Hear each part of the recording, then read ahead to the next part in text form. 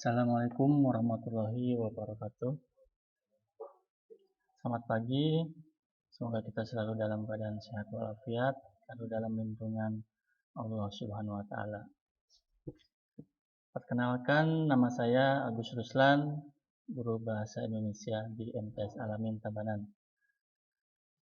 Untuk materi kali ini kelas 8 semester 1 kurikulum K13. Materi yang pertama bahasa Indonesia adalah teks berita. Apa itu teks berita? Adalah sebuah teks yang berisi tentang segala peristiwa yang terjadi di dunia yang disebarkan melalui berbagai media seperti radio, televisi, internet, situs web, maupun media yang lainnya. Teks berita berisi fakta, tetapi tidak semua fakta dijadikan berita. Selanjutnya di sini ada ciri-ciri dari teks berita. Yang pertama ada faktual. Faktual di sini bersifat fakta atau nyata. Nah, jadi berita itu tidak boleh bersifat bohong, rekayasa ataupun hoax. Jadi berita itu harus fakta sesuai dengan kejadian tersebut. Selanjutnya yang kedua ada aktual. Aktual di sini berisi kejadian yang baru terjadi atau kekinian atau terbaru. Ya. Jadi aktual itu beritanya harus hangat. Hangat di sini baru terjadi. Ya. Perkiraan sekitar 2 jam yang lalu atau 5 jam yang lalu, paling lama 1 hari yang lalu. Nah, itu aktual. Tidak boleh kita memberitakan sekitar 1 minggu yang lalu atau 2 bulan yang lalu. Itu karena beritanya sudah basi. Ya. Selanjutnya, yang ketiga itu berpengaruh bagi masyarakat. Ya. Jadi berita itu harus berpengaruh bagi masyarakat. Artinya berita itu harus bermanfaat. Tidak boleh berita yang tidak penting itu diberitakan. Jadi berita-berita itu harus yang bermanfaat atau berpengaruh bagi masyarakat. Ya, selanjutnya bahasa komunikatif. Ya, bahasa komunikatif di sini bahasanya mudah dimengerti oleh si pembaca, si pendengar.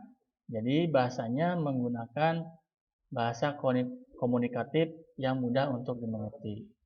Selanjutnya menarik, ya, menarik. Menarik di sini entah bahasanya ataupun beritanya harus menarik.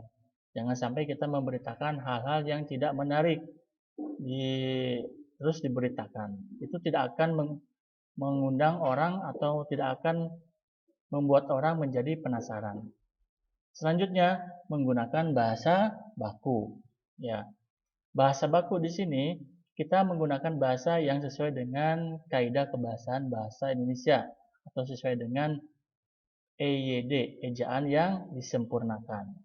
Ya, kita tidak boleh menggunakan bahasa sehari-hari yang sering digunakan kita mungkin campur dengan bahasa daerah ataupun bahasa gaul. Nah, itu yang disebut dengan bahasa baku. Bahasa baku, bahasa yang sesuai dengan kaidah kebahasaan. Selanjutnya, ada syarat dari teks berita. Yang pertama, itu aktual. Ya, aktual tadi sudah, bahwa aktual itu terbaru atau terkini. Jadi beritanya tidak basi. Selanjutnya, seimbang. Nah, seimbang itu kita sebagai pembuat berita tidak boleh memihak kepada siapapun. Bila mana ada sebuah kejadian, contoh ada perkara atau kejadian kecelakaan, kita tidak boleh memihak mana yang yang disalahkan atau dibenarkan. Kita harus sesuai juga dengan kejadian yang ada di tempat perkara. Ya. Selanjutnya lengkap. Lengkap di sini kita harus menggunakan unsur 5W plus 1H. Yaitu unsur apa, siapa, kapan, di mana, bagaimana, dan kapan. Nah, itu nanti dijelaskan di materi selanjutnya. Selanjutnya menarik. Nah, menarik tadi sudah, bahwa menarik itu beritanya harus enak untuk didengar. Maksudnya untuk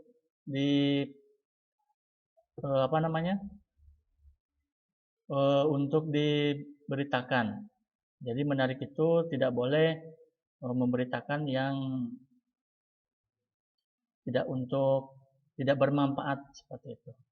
Selanjutnya ada faktual. Faktual tadi sudah, bahwa faktual itu yaitu fakta, benar-benar terjadi dan memang kejadiannya seperti itu. Selanjutnya sistematis. Sistematis di sini cara pembuatan beritanya harus berurutan seperti tadi, apa, kapan, di mana, dan bagaimana. Nah, untuk 5W plus 1H-nya, Pak Guru jelaskan lagi di sini, ya. 5W plus 1H itu sudah termasuk ke dalam unsur berita. Sini teks berita selalu melibatkan waktu dan kronologi, kejadian atau peristiwa. Unsur peristiwa yang digunakan dalam teks berita dikenal dengan 5W plus 1H. Di sini ada what atau apa. Ya. Apa di sini? Apa yang terjadi di berita tersebut? Contohnya kebakaran, kecelakaan, atau pencurian. Terus who itu siapa?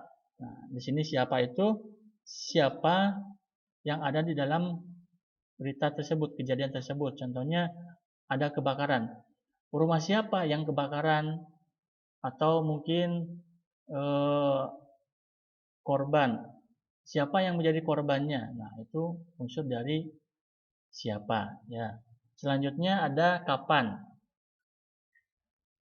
Kapan itu di dalam berita contohnya seperti kapan terjadinya kebakaran tersebut. Kebakaran tersebut terjadi pada jam 2 siang. Nah, itu kapan? Kapan itu waktu terjadi kebakaran. Selanjutnya where atau di mana. Nah, di mana kejadian itu terjadi. Jadi ini berurutan. Di mana kejadian itu terjadi. Nah, itu where atau di mana. Selanjutnya why atau kenapa. Nah, kenapa terjadi kebakaran? Contoh seperti itu. Nah, terjadi kebakaran itu akibat dari konsleting listrik ataupun memang dari orang yang membuang kuntung rokok ataupun ada sisa-sisa bakar-bakaran di lingkungan tersebut sehingga menjadi kebakaran. Nah, itu unsur kenapa. Selanjutnya bagaimana. Nah, bagaimana di sini bagaimana kronologinya atau bagaimana keadaan sekarang si korbannya atau bagaimana kondisi kebakaran rumahnya itu, apakah sudah habis atau memang masih sisa-sisa. Nah, itu bagian pertanyaan dari bagaimana. Ya. Mungkin ada yang mau ditanyakan bisa langsung WA ya. Cukup sekian dan terima kasih. Wassalamualaikum warahmatullahi wabarakatuh.